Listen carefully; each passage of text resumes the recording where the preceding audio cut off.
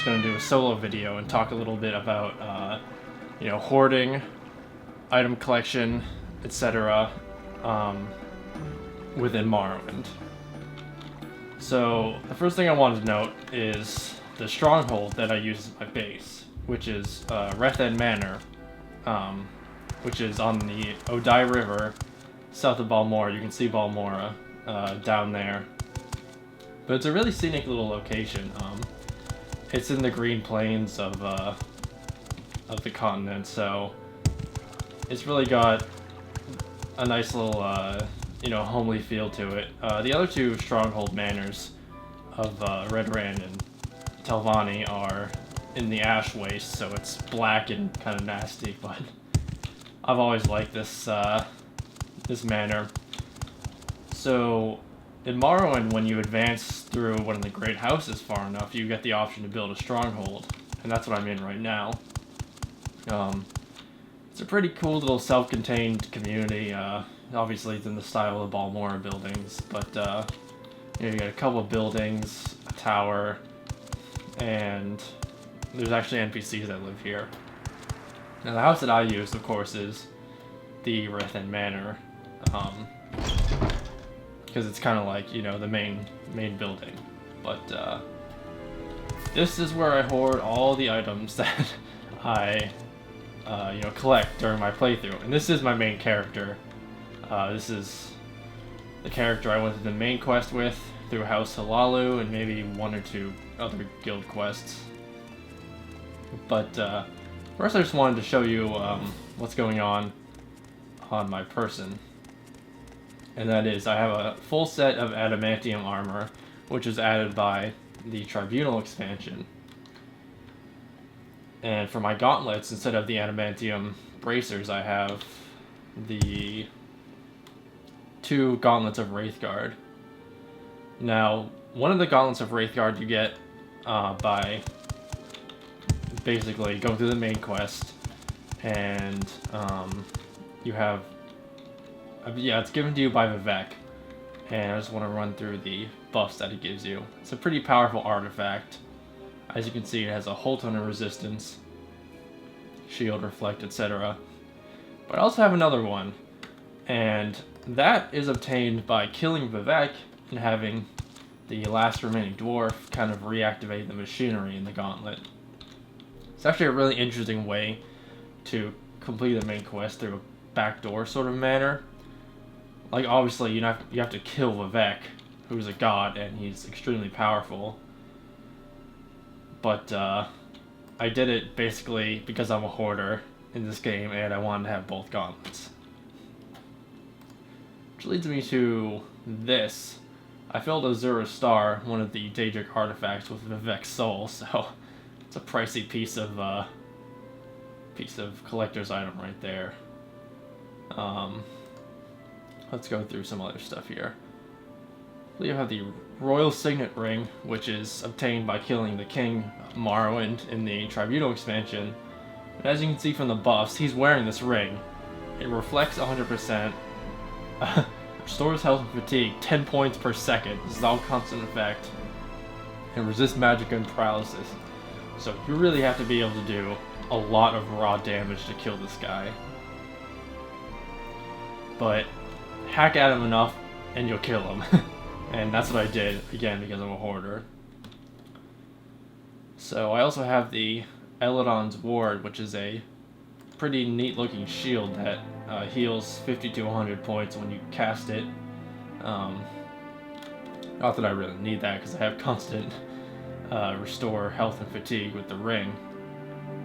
I have True Flame, which is Nerevar's blade that you obtain during the Tribunal main quest, and has a pretty cool particle effect to it. It's obviously True Flame. It's a flame-based magic blade, and it looks pretty cool. It's based on an ebony scimitar, I believe. But I just wanted to run through, kind of give you a tour of what Morrowind becomes when you play it long enough. So, next to my bed here I have the Potion of Heroism, which is there's only one of these in the game, I believe. And it gives you a whole bunch of buffs. I put it on display because I don't want really want to use it. Because it's, you know, one-time kind of thing. The Bitter Cup is an interesting artifact where if you drink from it, it'll improve your best attribute and lower your worst. Again, I just like holding on to it for display. It's also used in the Fighters Guild quest, but I think I'll hold on to it. Here we have a whole bunch of Sanguine items, which each boost an individual skill by 5 points, constant effect. These are used in the Morag Tong questline, endgame Morag Tong questline. And you basically have to go collect them from all reaches of the Vardenfell. The Daedric Sanctuary Amulet here will teleport you to Daedric Ruin, where you get the Daedric Blade Scourge, which is a crescent-shaped blade that's honestly pretty badass. Up here I use this closet to store a lot of books and keys, some ingredients, some rare ingredients. Up here we have another Sanguine item and Dwemer Boots of Flying, which is sort of a, you know, an ironic kind of item because they're super heavy boots, but they can cast Levitate. On this shelf I have a whole bunch of miscellaneous items, another Daedric artifact, the Savior's Hide, some glass stuff, Orcish Helm, a bunch of little arrows that come spawned when you build the house. Anything in these? Nope, just some minor ingredients. This is kind of my main loot table. It's got the main quest artifacts Keening, which again is a very valuable blade. Sunder, a very valuable one-handed blunt weapon. And just a few other unique items. We have a Shank of Thunderbolt, which isn't unique, but it is rare. We have Dagger of Simicus. We have the Bone Dancer Gauntlet and a Bone Weave Gauntlet. House Dagoth Cup, that's from the main quest. Scourge, which I mentioned in a previous video, summons both a Dremor and Scamp, which is pretty useful. Bone Biter Bow, main quest item. Ilkarok, Ebony Longsword that spawned with when you build the building. The Bow of Shadows, Fury, which basically drains a bunch of attributes in order to fortify attack. Hair Shirt, a bunch of Soul Gems, Volendrung, and I keep jumping instead of looking in these chests. This is another chest I use to store books. Vintage Brandy is a rare spirit in the game. There only might be like 4 or 5 bottles. Fist of Rondagolf right and left, which fortify strength and agility 20 points respectively. Those I believe are a unique texture in the game. There's no other heavy armor that has that texture. Pyroil Tar, which is basically oil that you use to rekindle the True Flame Blade. I have a bunch of enchanted clothes here. In these urns I have some more armor. Glass, I always have an affinity for glass armor in Morrowind, so I hold on to some of it. The Scrolls of Icarian Flight, which most Morrowind players are probably familiar with. They fortify acrobatics, but they don't last long enough for you to hit the ground, so you usually die. These mannequins are actually bought from a shop. There's a mod, I'll link that down below, but basically you can go out and purchase mannequins, and I'm pretty sure they're just NPCs that don't move, and they wear any armor you give them, so obviously I use those for display as well. Let's see, let's go downstairs. The nice thing about the Rethen Manor is that you have 2 trainers who will train you, and this guy will sell you lockpicks. Searching for a special tool. And sometimes they're actually My prices kind of are the annoying to best. get through. So I don't know where to begin. It is such an honor to me. collision on that. Here we have As you can see, his head moves. The mannequin's head moves, but he's showing off the glass. This is a fat loot, which is a Easter egg kind of item. You know, kind of referencing the whole fat loot craze of the early 2000s in video games. Searching for special tools. Skull Crusher is a one-handed warhammer. Bone from Pop J. This is an urn that you find in a tomb. I have no idea what it's for. I think it's just kind of a unique item for the sake of being a unique item. That is Hope's Fire, which is the companion blade to True Flame. The Mask of Clavicus Vile. Blessed Spear, Wizard Staff, Ebony Spear. Ring of Azura, you get that when you finish the main quest. It's pretty useful actually. It restores fatigue, constant effect, it gives you Night Eye. Moon and Star, which is Nerevar's What was that? signature ring. It enhances speechcraft because in the lore, Nerevar had to unite the great houses of Morrowind. Or the Nerevarine prophecy, that's what he has to do. So a speechcraft ring is useful for that. Nerevar was known to be a very persuasive individual. Some darts. They're not necessarily unique, but they are extremely rare.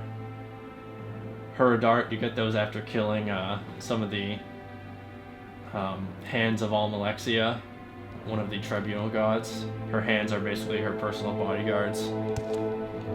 Over There here is someone is watching actually me. probably one of I the can tell. most unique things in game.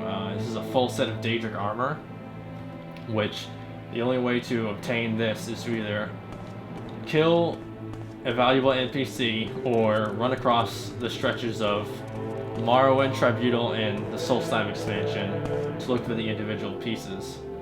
I've never done this in a save file before in all my years of playing Morrowind, but in this save file I knew I had to crack down and go find them all, so honestly I'm going to say it's pretty impressive. I don't have all the helms. I have the Face of Inspiration on right now. There's also the Face of God and the Face of Terror. Haven't picked up those yet.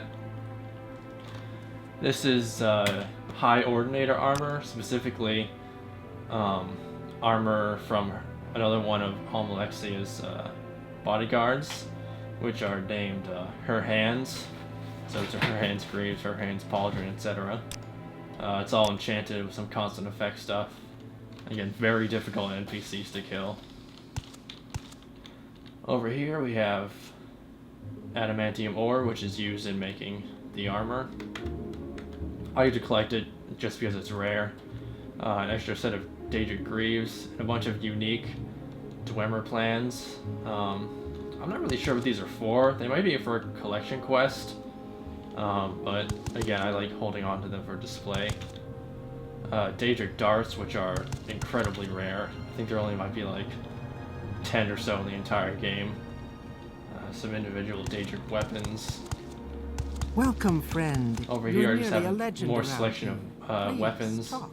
Ebony Scimitar is pretty unique. Dragon Lance, which is an iron spear. More main quest unique items. In these crates, one of these crates I believe, yeah, I have a bunch of Master's Alchemy equipment, as well as ingredients and potions in here. More ingredients.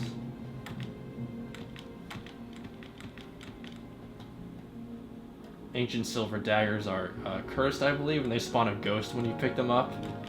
Of course, I had to pick them all up for collector's sake. Let's see. But yeah, that's pretty much it. I'm a hoarder in this game, as you can see. I love collecting stuff and putting it on display in my main base. Which I think Morrowind really kind of has that ability to it more than Oblivion or Skyrim, because a lot of these items feel a lot more unique than they do in Oblivion or Skyrim. I'm not quite sure why. It might be the fact that they used a lot more individual meshes and textures for unique items than they did in Skyrim and Oblivion. Like certain Skyrim and Oblivion, you know, cool weapons or armor were just regular weapons and armor that had interesting enchantments on them. Whereas with this, you get a lot of weapons and armor that have unique meshes and textures just for that single instance of the item. Obviously, this isn't the case, you know, 100%. This isn't a, you know, a blanket statement, but I do kind of feel that more generally Morrowind has the more unique stuff, so, you know, it's fun to collect. An interesting little fun fact is that if you put enough stuff in an interior cell, Morrowind will spawn what's called a overflow loot bag. For Xbox players, it's 256 items in a cell. PC, it's 1,024. But basically, I think it has something to do with how the interior cell stores item in memory, something like that. But after you put on display too many items, it'll kind of despawn into this loot bag. And this loot bag is just a little sack, and it holds an infinite amount of items. But when that pops up, you can no longer place anything in the cell because it's, you know, overflowing. But I haven't had that happen on here yet. Searching for You special flatter tools. me with your attention, Outlander. I'm lucky for. Obviously, 1,024 on PC is a lot higher than 256. I used to hit it regularly when I played Morrowind on Xbox. But no problems with that here. So that's kind of a rundown of my massive pile of artifacts. Again, most of these items I'll never actually use. But it's fun to collect them, you know? If you play this game, and let me know if you're like me and just collect everything, because, you know, I've been doing this ever since I started playing the game back in 2005 or so.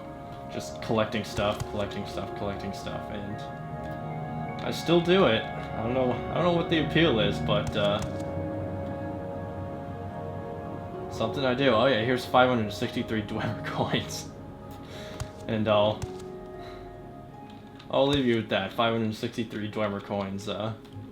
Immersion is something that I'm really a big fan of. Like, I like things that have increased immersion, and I find them to be the most interesting experiences. But is it something that we as gamers want to build?